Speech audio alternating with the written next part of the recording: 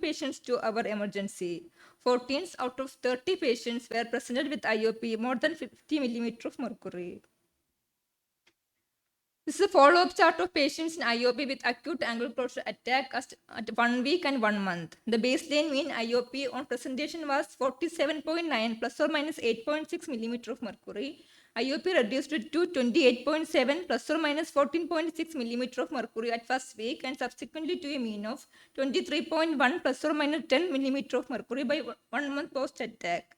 Hence, a 43% reduction in IOP at first week and 50.7% reduction in IOP at fourth week following attack was noted. The p-value was less than 0.001, which is statistically significant.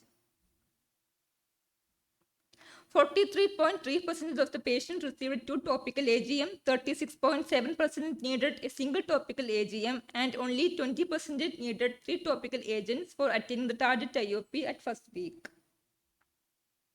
The YAG-PA was done in fellow eyes having primary angle closure suspect and primary angle closure. The follow-up IOP of patients in primary angle closure suspect and primary angle closure is shown in the table. Baseline mean IOP was 18.7 plus or minus 11.1 millimeter of mercury. IOP reduced to 13.4 plus or minus 3.5 millimeter of mercury after 1 week and subsequently to a mean of 14.3 plus or minus 3.6 millimeter of mercury after 1 month. Hence, a 28% reduction in IOP noted at first week and 23% reduction after 1 month from initial presentation noted. 10 patients underwent trabeculectomy due to inadequate control of intraocular pressure. 7 out of 10 underwent trabeculectomy in 1.5 months. 3 patients underwent within 3 months. 7 patients had glaucomatous optic neuropathy and 3 patients had disc pallor. Field test was normal in 2 patients and 2 have constricted field after post-trabeculectomy. Coming to the discussion. Study conducted by Nepal Eye Hospital from January 2007 to January 2008. All 50 patients with acute angle closure glaucoma had undergone YAG-PI. Of to 50 patients, 11 patients were surgically operated. Study conducted by Bensal Multispecialty Hospital showed pre and post LPA IOP at the end of first week was found to be statistically significant. In our study, the baseline mean IOP on presentation was 47.9 plus or minus 8.6 millimeter of mercury. The IOP reduced to 28.7 plus or minus 14.6 millimeter of mercury at first week. So, a 43% reduction in IOP at first week and 50.7% reduction in IOP at 4 week following YAG-PA was noted, which was statistically significant. The benefit of LPI is well established to treat and prevent the acute angle closure crisis. The procedure is usually performed soon in order to prevent irreversible vision loss and to prevent a recurrent acute angle closure episode. It is essential to perform LPI in the fellow eye when indicated. So the conclusion is YAG-PA is safe and effective initial step in controlling IOP in acute angle closure attack along with the topical AGM. These are my references. Thank you. What was the outcome measure? Following YAG-PA, there is a significant reduction in IOP. That is IOP is the outcome measure. So actually the title should be the outcome of YAG-PA in acute angle closure, not clinical profile of this thing, no? So, what is new in the study? Whenever you people do some study, you should think what is new. When we were studying 30 years back, it is written YAG-PA is the treatment for angle closure. 30 years back. So what is new in this study? How effectively, how much percentage reduction in IOP following the laser treatment was noted? Reduction in the, okay, that is a success of YAG-PA, right? But has it not been recorded in the past in many studies for over 30 years, 40 years? So whenever we do something, we should find what is new in that study. Suppose you analyze, your title is clinical profile of patients with acute angle. Clinical profile means demographic and all this profile. Suppose you find something in that demographic profile, okay, this is more in fisherman community or something like that. That is a finding, something different. But what is new in this study is the thing that everyone, all of us should ask. So it is not that just make a study thing. Anyway, this is a new beginning. Shishir, you can comment. Yeah, so like you, sir said, clinical profile, that means like pre-op axial length. Eyes, shorter eyes are more prone to angle closure, or hypermetropic eyes are more prone to angle closure. Refraction, how much was the pre-op, this thing, refraction, it's hypermetropic refraction. So that all comes in the clinical profile. And regarding if you can have a control group, like for example, just treat one group with topical this thing, and then one group with yak PI, although that is not recommended in an acute angle closure attack. But then that will tell truly how much the IOP is reducing only with the laser PI. And regarding the slides, just try not to crowd it too much. Okay. Better to avoid Sentences. animations and Okay, sir. because it's a serious sort of. Yeah. Thank you, sir.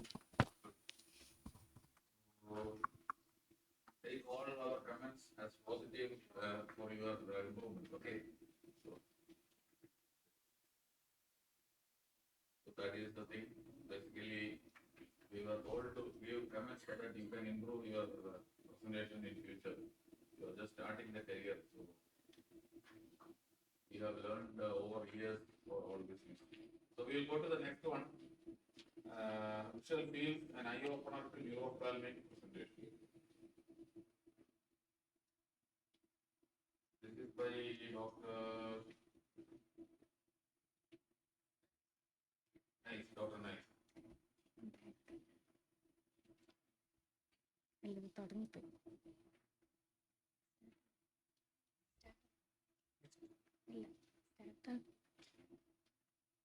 Good morning. My topic is about visual field and eye opener to neurophthalmic presentation.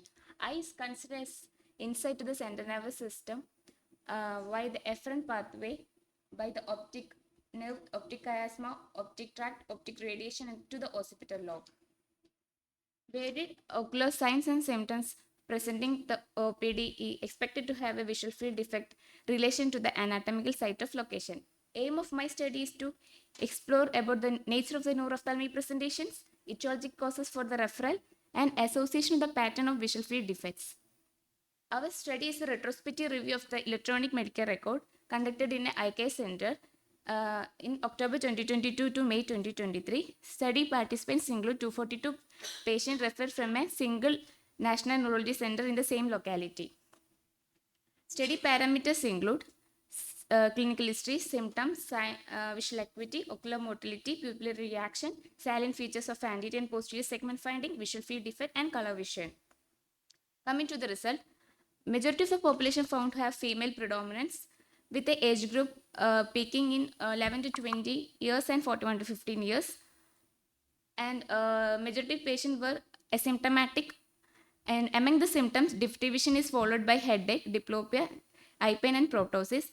And ocular findings elicited dyschedema and temporal pallor about 9 to 10%, and others like RAPD, nystagmus, abduction limitation around 4 to 5%. Coming to the diagnosis, 60% of the referred cases were intracranial space occupancy lesion, followed by inflammatory causes, demyelination disorders, seizure disorders, idiopathic intracranial hypertension, vascular, and others. Coming to the subetiology classification, majority were arthropathies, followed by vasculitis, including upper giant cell arthritis, and in seizure disorders, majority were epilepsy, about 72%. Optic neuropathy and multiple sclerosis comprise about 60% in demyelinating disorder, and in vascular etiology, arteriovenous malformation, and followed by corticovenous thrombosis. Only 9% of the patient referred as carotico-cavernous fistula. To summarize, major referrals were intracranial space occupying lesions, among them pituitary adenoma, followed by meningioma, glioma, and craniopharyngioma.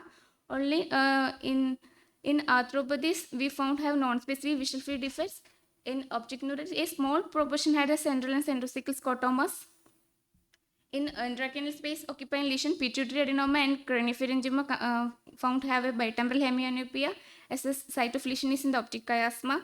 And in meningioma, we got an incongruous hemianopia, and glioma, we got a congruent hemianopia. Coming to discussion. On literature search, a study by Sarang et al. Found have matched with our study in gender, age, group, and the tumor incidence. And we got a small study by Nassif et al. And Deshmukh et al. Have pituitary adenoma as the main tumor incidence. We found have the visual field bitemporal hemianopia. These slides show the vulnerable site of the lesion produces bitemporal hemianopia. Limitation of my study is a retrospective nature and data entry lacking in the specific correlation of the extent of visual field defect with the tumor size, location on neuroimaging, and histopathology reprint couldn't be done, and poor referrals for follow-up. Conclusion: ophthalmologist is very often the first physician to encounter the patient with neurophthalmic manifestation. A keen evaluation, including the visual field charting and correlating of visual field pattern with clinical presentation, help in early recognition of life-threatening tumors. These are my reference. Thank you.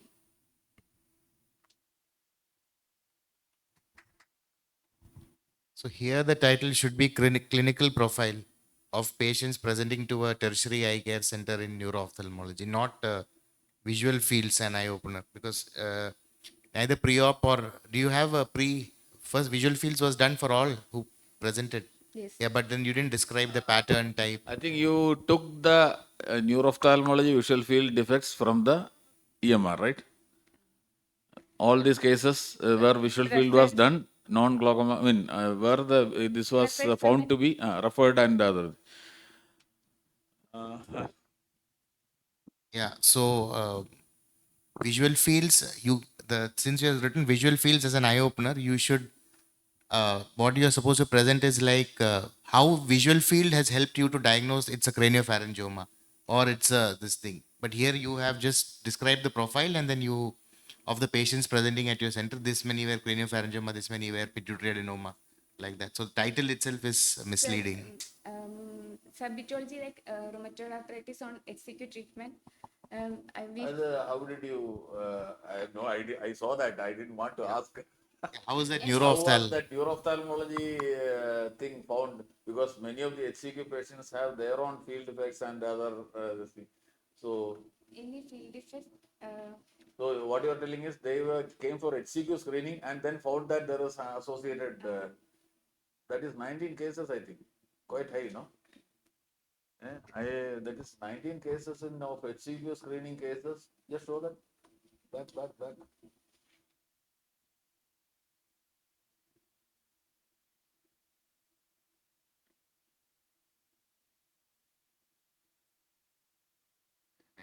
19 cases.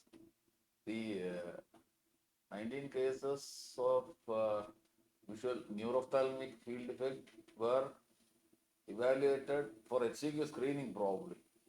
It is quite high. It's quite high. But we don't see neuropthal defects in many of these. What field you have not mentioned? 30-2, 24-2. Was it same in all? Was or it same was in all? some in Yeah. some were full field, some were 30-2 like that. And you said 192 patients had no symptoms. No, 192. Majority patients were all they referred for visual field. There are a lot of lacuna in this, in the sense, what is that, bias or because some may be referred by neurologists for ophthalmic evaluation. That is another thing. So you know that something is happening. They just want to find there is a field defect, like tumors and all. So this is actually a mix-up of all these things. That is the last slide you show. Conclusion. Not pure ophthalmology. It is the last slide. Your conclusions says ophthalmologists are often the first physician to encounter patients in neurophthalmic manifestation. How can you conclude that? Because many of the cases are sent by neurologists. All of you, when you write the conclusion, what you conclude from that study you have to include. Not just in this study, probably you can say the highest percentage is due to craniopharyngioma or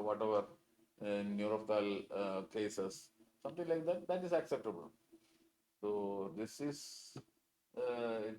it doesn't, it is not the conclusion from this study.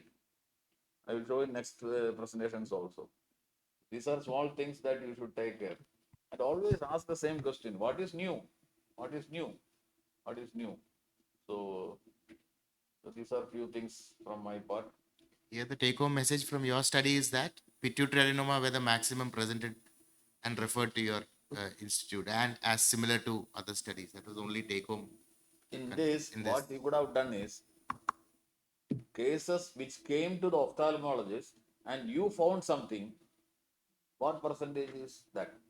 That has weightage. Some cases we will just, patient may be complaining something, then you did the bitemporal or hemianopia is there. That small percentage, that can be, if that value is there, you could have told the first line. Okay. Thank you. Nice presentation. So, certificate.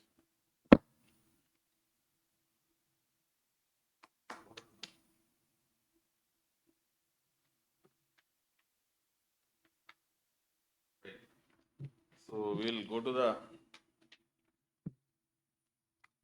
Next, we have Dr. Hena Abubakar, who will be presenting on efficacy of dexamethasone plus povidone versus lotepred in acute adenoviral keratoconjunctivitis.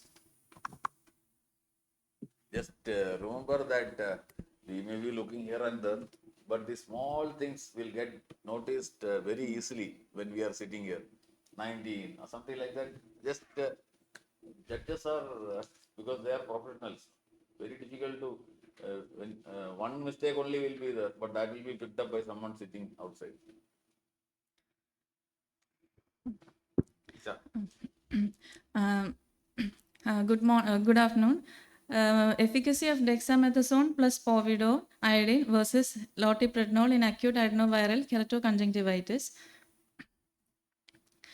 Adenoviral conjunctivitis is a highly contagious disease, accounting for around 62% of viral conjunctivitis. When there is corneal involvement, it is adenoviral keratoconjunctivitis, and the treatment is non-specific with lubricants, antibiotic drops, and topical steroids. Several studies have been conducted comparing the efficacy of steroids, povidone iodine in different concentrations, and lubricants.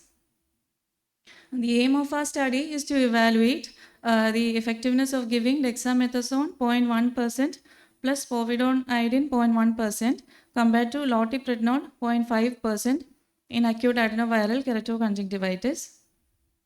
So our study was a prospective study conducted in 40 consecutive patients diagnosed clinically as acute adenoviral keratoconjunctivitis by the presence of superficial punctate keratitis during a time period of 3 months.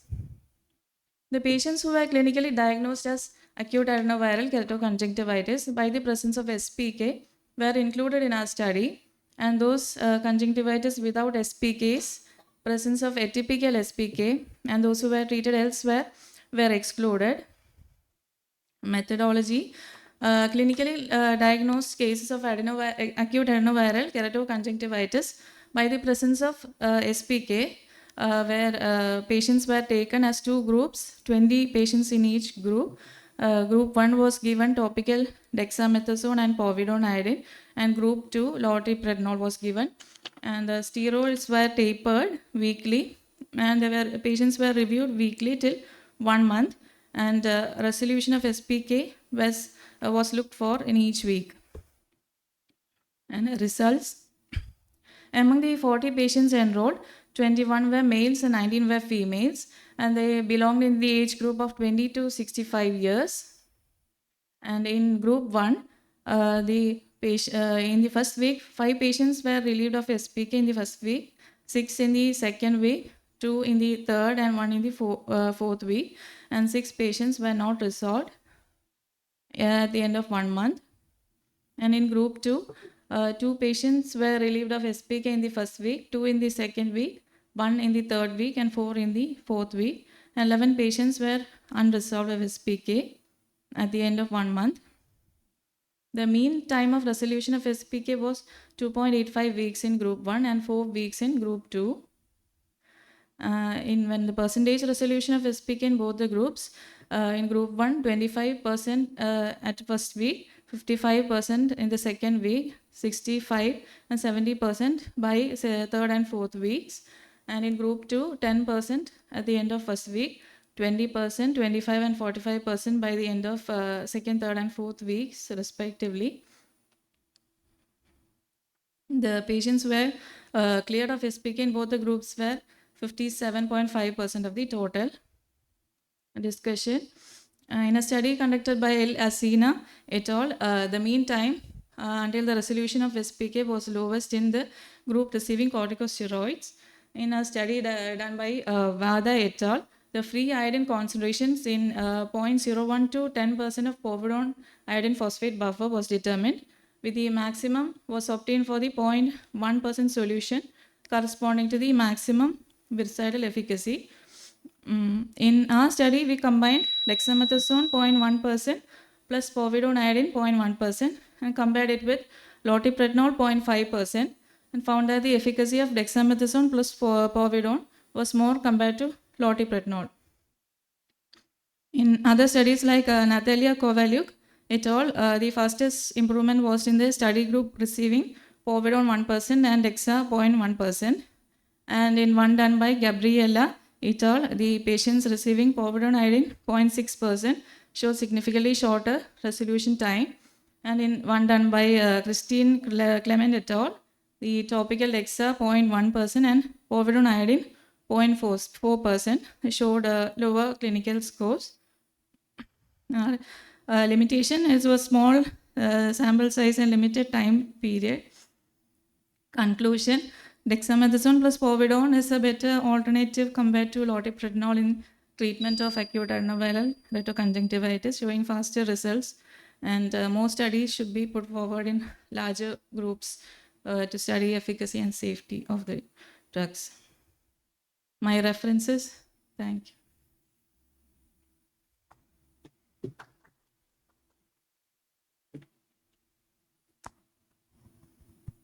So a strong steroid plus a vericidal versus a weak steroid. Why didn't you add povidone to the lotepred group also?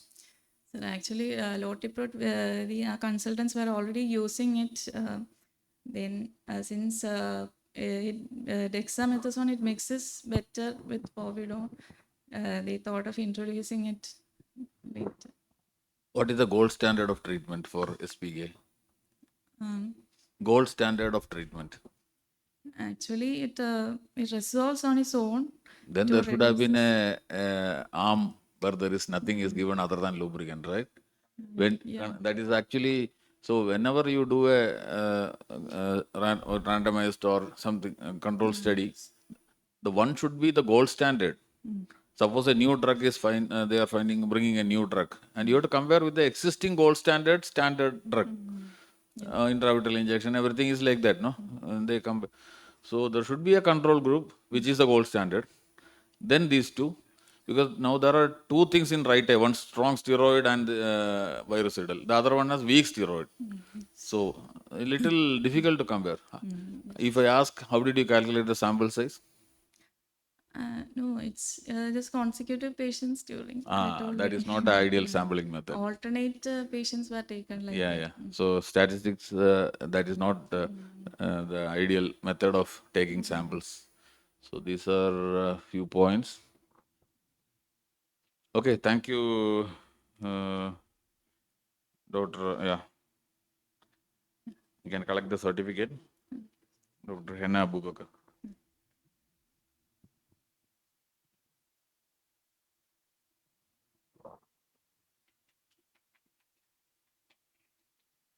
So we'll go to the next presentation by Sonia Rachel Thomas.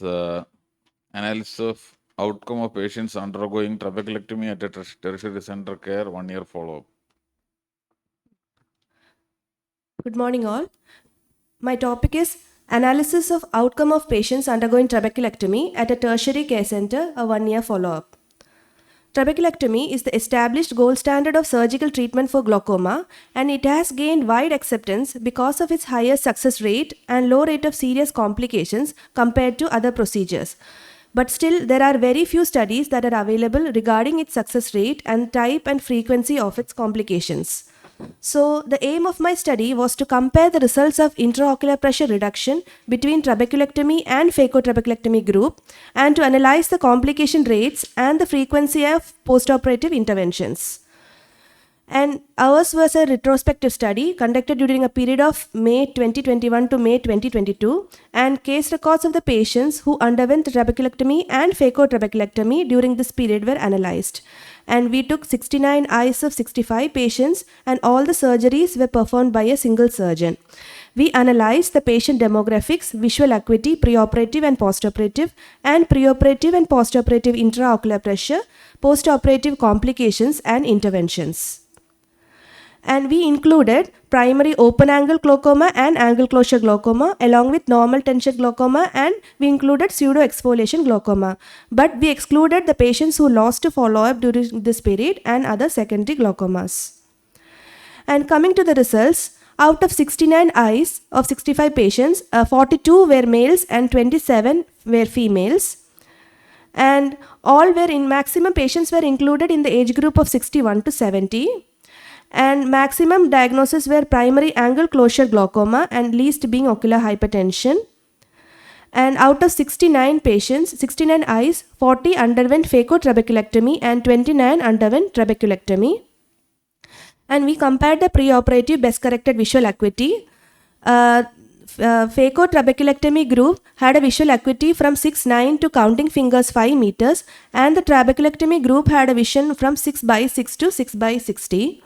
And postoperatively, we found that out of 40 patients, 37 patients in the phacotrabeculectomy group reached a 6/6 vision, but 3 out of 20 patients reached a 6/18 vision in the trabeculectomy group.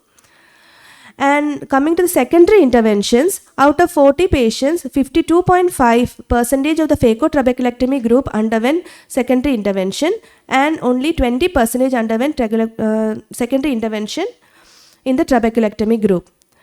And most of the interventions were done within 1 month of the postoperative period.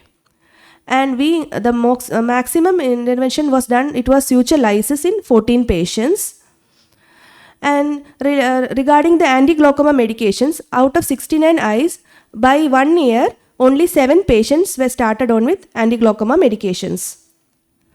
And in terms of intraocular pressure, postoperatively, there was a slight increase in the intraocular pressure in the phacotrabeculectomy group, but by the end of 6 months and 1 year, it was similar in both the groups.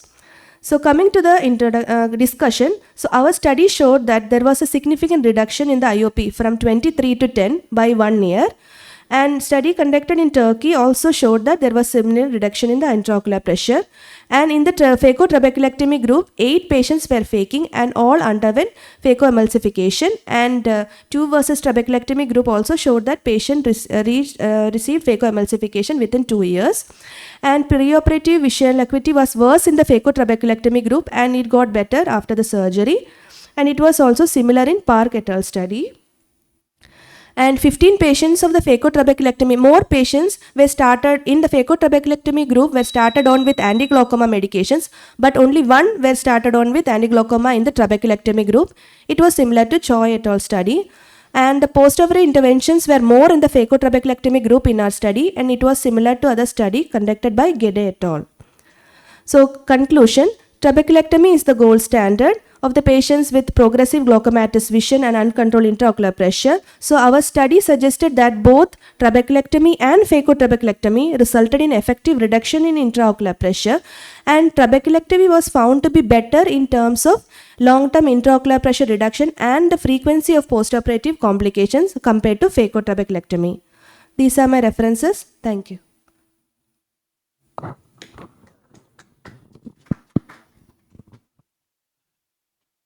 You said why phacotrabeculectomy has poor outcome in IOP outcome? Sir, we came to the conclusion that because we do 2 procedures at the same time, like cataract extraction along with trabeculectomy, so there may be a chance of more inflammation. That may But be actually, if you remove the cataract, the iris diaphragm goes down, no? It but should actually, there was a time when lens removal was supposed to be a treatment for angle closure glaucomas. So here most of your cases are PSEG, but in spite of that, when the lens is removed, the IOP reduction is a little less in your studies. Any other possible reason? Sir, like we came to the conclusion because of the inflammation, because of the added inflammation, and it was Okay. similar to a result by another study in Gede et al. Actually, this is something like a clinical audit. You have done a clinical audit of your hospital that 1 year period. Everyone knows that trabeculectomy has success rate of this percent for many years. So it's a clinical audit sort of thing. It's not, I mean, no real message from the studies.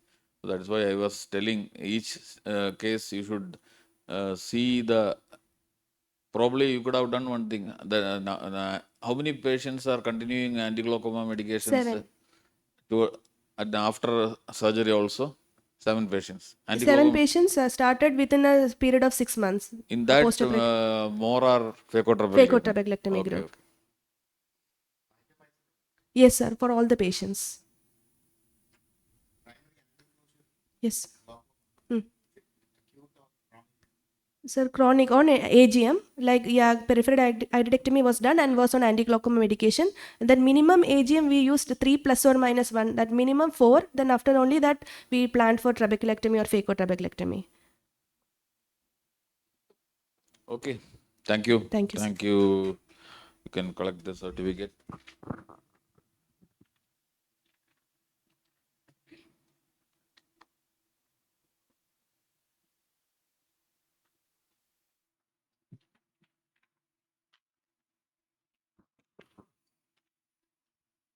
Next, we have Dr. Aparna P, who will be presenting on validity and reliability of flashlight test and von Herrich's test in detecting occludable angles.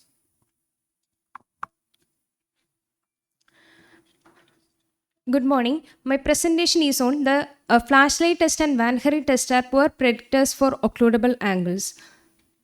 The aim of the study is to determine the validity and reliability of the flashlight test and Van Herry test in detecting occludable anterior chamber angle. 139 eyes of 70 patients were studied in this study, and the patients were first seen by a second year postgraduate resident in ophthalmology, followed by evaluation by a senior glaucoma consultant. The parameters analyzed in the study are the flashlight test, Van Herry test, and the gonioscopy. The flashlight test beam was the beam was directed parallel to iris from the temporal side, and the crescentic shadow in the iris was graded according to the area between the pupillary margin, pupillary edge, and it's graded as more than half in the grade 1 and half to 1/3 minimal and no shadow in the 4. In Van Herrich's grading, it's graded as 4 according to the peripheral anterior chamber depth. In grade 4, the peripheral AC depth equal to or greater than corneal thickness, and in grade 3, half of the corneal thickness. Grade 2, quarter the thickness of the cornea, and grade 1 less than a quarter. These are my exclusion criteria. The pseudophakic patients, aphakic patients, and patient who underwent laser iridotomy, and patient who underwent intraocular surgeries, and patient with phacomorphic glaucoma. These are my results. Out of 139 eyes, 87 were detected to have shallow AC depth by Van Herry's test, and which accounts for 62.6%, and 52 were as deep, and which accounts for 37.4%. And among 139 eyes, 94 were detected to as shallow by flashlight test, and which accounts for 67.6%, and 45 were deep, which accounts for 32.4%. Among 139 eyes, 76 were detected to have occludable angle by gonioscopy, and 63 were open. Among 76 occludable angles, 62 were detected to have shallow AC by Van Herry test, and among 63 open angles, 38 were detected to have deep by Van Herry test. The sensitivity was 81.6 and specificity was 60.3. And among 76 occludable angles, 61 were detected to have shallow by flashlight test, and 63 open angles, 30 were detected to have deep by flashlight test. The sensitivity was 80.3 and specificity was 47.6. Coming to the discussion, the sensitivity of the Van Herry test to assess a shallow was 81.6% and specificity was 60.3%. The sensitivity of the flashlight test to assess the shallow was 80.3% and specificity was 47.6%. All the tests showed poor inter-observer agreement. This study underlies the facts that the flashlight test and Van Herry test are having limited role for screening occludable angles. So the high sensitivity can be used to rule out the disease, but the low specificity cannot be used to rule in a disease. Hence, there is a need for gonioscopic assessment in all these patients. Conclusion, the flashlight test and Van Herry test having limited role for screening occludable angles. These are my references. Thank you.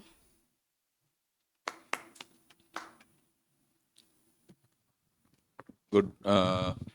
Both together, if you compare with gonioscopy, what is the flash plus Van Herry and versus gonio, what is the sensitivity and specificity? Van Herry test. No, both you do a flashlight, this many percent, then one. Both together, how many number of patients were detected to have shallow AC? That together you have compared with the gonioscopy? Yes. So that is because these are small screening tests, easy to do. So that is in many cases we just look at the slit lamp also. The both together, if you see, that may be anyway something that the specificity is very less. That is the take-home message. Good.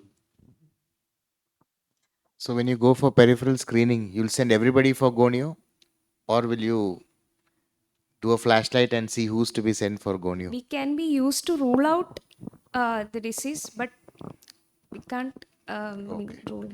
Yeah, for screening and all, then you don't have an option. Now smartphones are there, but still, this is important. Okay. Thanks.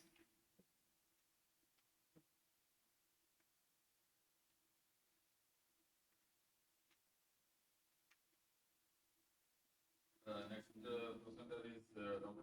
Aparna S. This is Aparna P. No, sorry, next is Apsara S.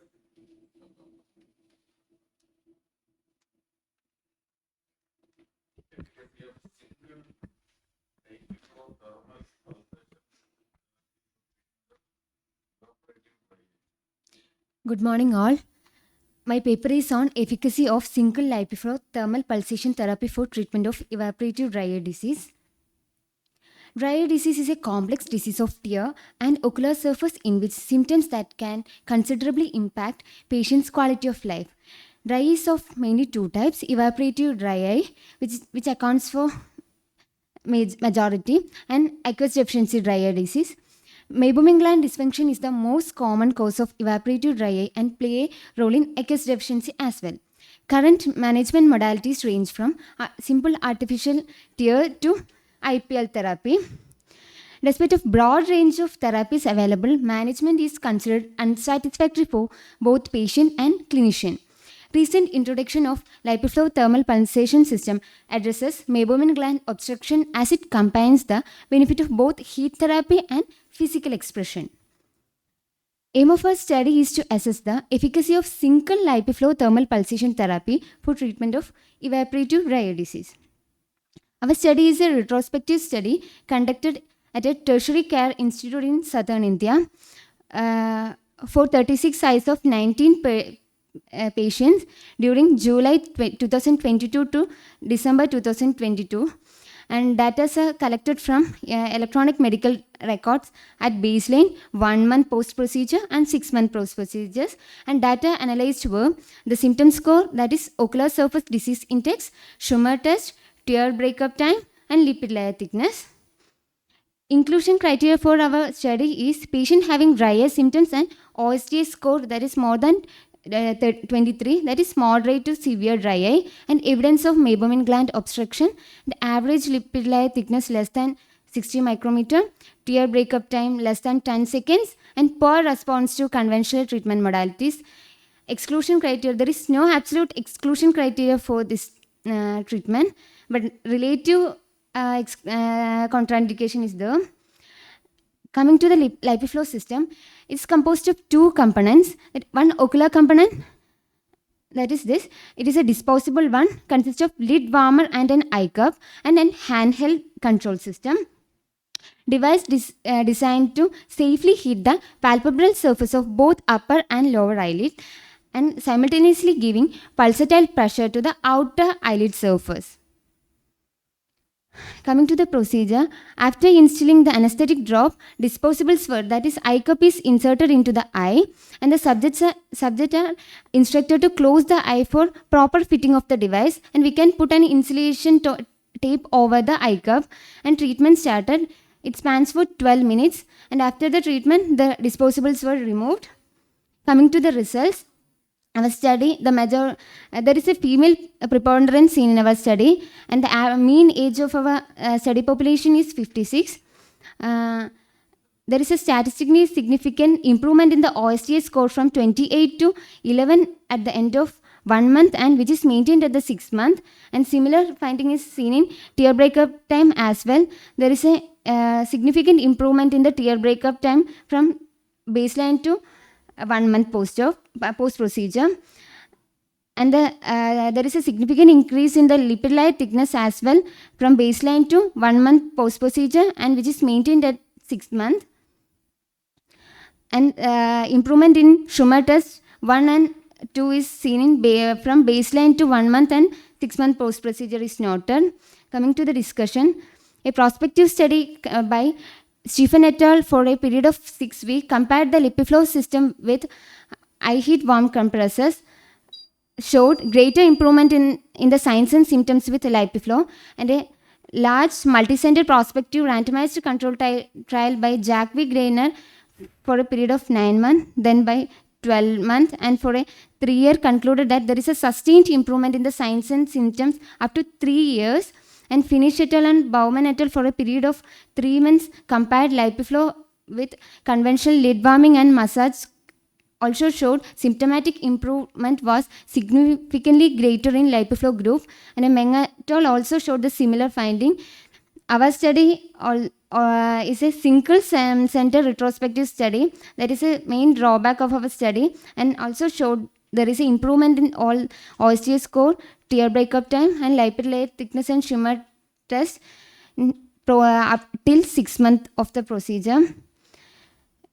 And thus we concluded that a single lipiflow thermal pulsation therapy had clinical efficacy in improving patient symptoms and produced modest increase in the tear breakup time, and meibomian gland lipid secretion function thereby offers an effective treatment for evaporative dry eye disease and meibomian gland dysfunction. These are my few references. Thank you. Nice presentation, Apsara. So this is like sitting in that chair, no? That massage chair, or go for a natural massage by a person. So massage chair. This is who is marketing this device? Any idea? This marketing. This is which company? This proprietary this thing? No, not sure. Okay, but yeah. How did you diagnose evaporative dry eye? And lippy view, we will do lippy view, and with the lipid layer thickness. Okay. So using the, no, which tool was used? LipiView, the same machine. No, sir. Then? Interferometry, lippy Oh, view okay, interferometry. interferometry. Okay, okay. That's a fine. Thanks.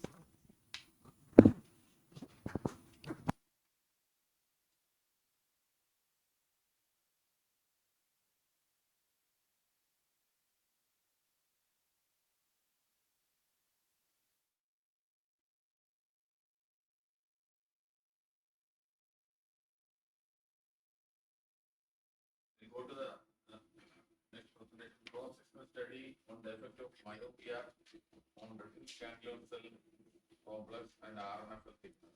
Dr. Maria Matthew. Good morning. I'm here to present my paper, Cross-Sectional Study on Effect of Myopia on Retinal Ganglion Cell Complex and RNFL Thickness.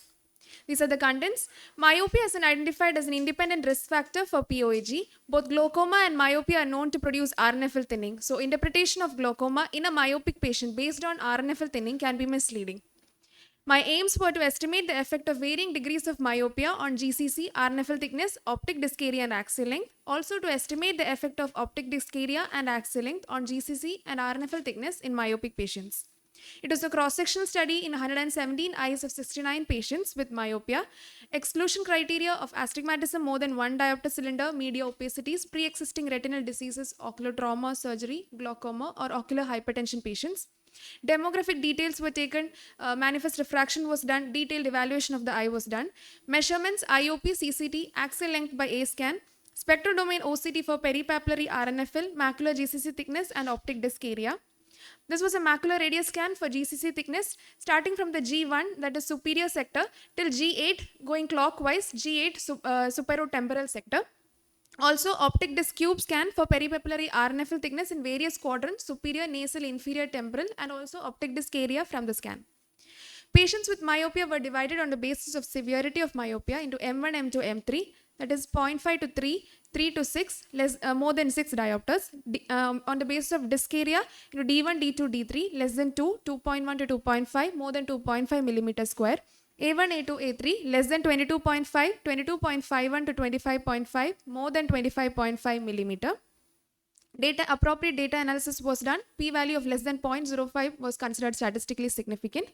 Majority of our patients were female, 69.2%, and most of our patients had a low myopia, 60.7%, and a moderate axial length, 71.8%, and a large disc, that is 49.6%. GCC ganglion cell complex thickness was found to be thickest in the nasal sector and thinnest in the temporal sector, and RNFL thickness was found to be thickest inferiorly and thinnest nasally in majority of our patients.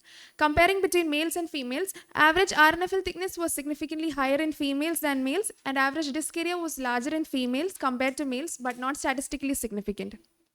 Correlation between myopia and RNFL GCC thickness. There was significant decrease in RNFL thickness in nasal and inferior quadrant with increasing myopia. There was no correlation with GCC thickness. With increasing axial length, there was significant decrease in RNFL thickness in inferior quadrant. No correlation with GCC thickness. With increasing disc area, there was significant increase in RNFL thickness in the inferior quadrant. No correlation with GCC thickness. Discussion. In our study, it was found that RNFL thickness was thicker and disc area was more in females as compared to males. With increasing myopia, there was RNFL thinning in nasal and inferior quadrant. With increasing axial length, there was RNFL thinning in the inferior quadrant. With increasing disc area, there was increase in RNFL thickness in the inferior quadrant. No significant effect on GCC thickness with increasing myopia, disc area, and axial length. In our study, it was observed that the effect of myopia was more pronounced on RNFL than GCC thickness, which is similar to the results obtained by Sunil Ganekal et al. And Shoji et al. However, our result was contradictory with the study by Andi Pratavi et al., which showed significant correlation between myopia grade and GCC thickness. In that study, sample size was small and older subjects were also included. We found that increase in disc area, RNFL thickness increased, but there was no effect on GCC thickness, similar to the study by Samseo et al. In studies by Sunil Ganekal et al., Giacomo Savini et al., etc., it was found that the increase in axial length causes RNFL thinning, similar to the results in our study. In our study, there was no correlation between axial length and GCC thickness, which is similar to study by Otto et al. Conclusion: as the severity of myopia increased, RNFL thickness decreased, axial length increased, which was statistically significant. With increasing axial length, there was RNFL thinning, and with increasing disc area, there was RNFL thickening. No significant effect on GCC thickness with increasing myopia, disc area, and axial length. So GCC measurements can be considered superior to RNFL parameters in detecting glaucoma in high myopic patients. As disc area and axial length showed significant association with RNFL thickness, OCT parameters have to be interpreted carefully in myopic patients with glaucoma. These are my references. Thank you.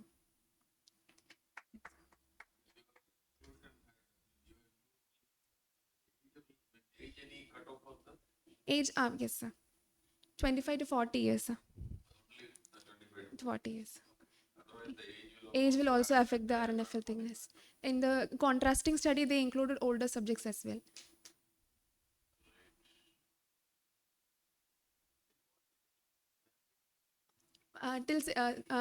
Our maximum was around 7 diopters, sir. In myopia, So high myopia was high also myopia included. was also included. Okay.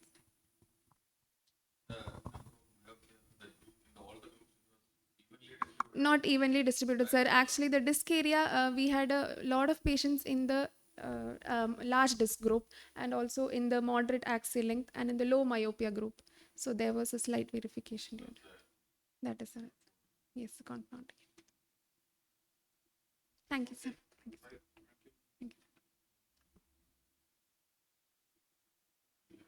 Thank you.